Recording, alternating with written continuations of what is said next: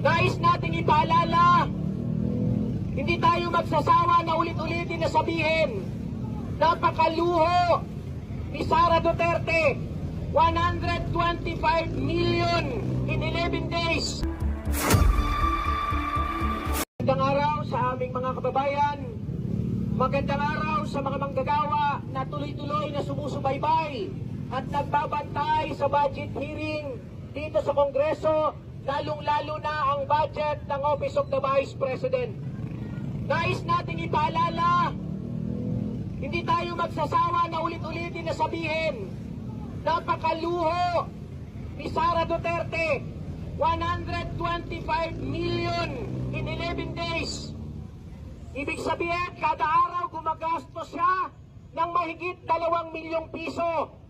Ang kapal talaga ng mukha, habang ang mga manggagawang Pilipino ay tumatanggap lamang ng 645 pesos kada araw dito sa Metro Manila, habang 361 pesos sa loob ng 8 oras doon sa BARM.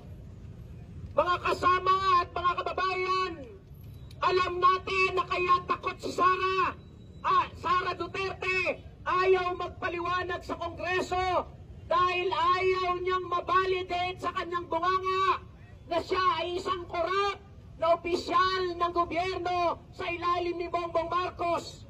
Ayaw niyang ibulgar sa bunganga niya mismo na ginamit niya para sa sariling interes ang bilyong-bilyong piso na pondo sa DepEd at sa kanyang opisina. Paulit-ulit nating sasabihin, hindi niyo pera yan. Pera yan ng mga manggagawa at ng mamamayan na araw-araw naming pinaghihirapan.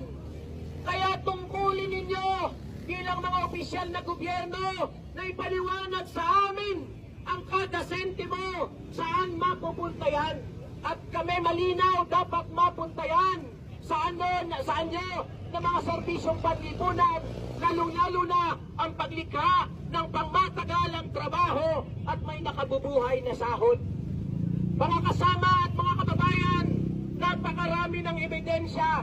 Sapat-sapat na po ang ebidensya para tanggalin sa pwesto si Sara Duterte sa pamamagitan ng impeachment. Dapat po ang lahat ng opisyal ng gobyerno, hindi lang kay Sara hanggang kay Bongbong Marcos, dapat ipaliwanag ng isa-isa ang kanilang budget saan mapupunta yan. At dapat ang lahat ng opisyal na gobyerno, kapag hindi po nagpaliwanag kung paano gagamitin ang budget, unang hakbang, tanggalan sila ng budget. Ikalawa, kung hindi yan ginamit sa tama, dapat tanggalin sila sa pwesto sa pamamagitan ng impeachment. Kaya po kaming mga manggagawa ay patuloy na makikiisa, patuloy na magbabantay na dapat matanggal si Sara Duterte bilang Vice President dahil siya ay isang korap, magnanakaw, human rights violator sa mga manggagawa at mamamayang Pilipino. Nananawagan po kami sa lahat ng mamamayang hirap na hirap sa kasalukuyan. Magbantay po tayo.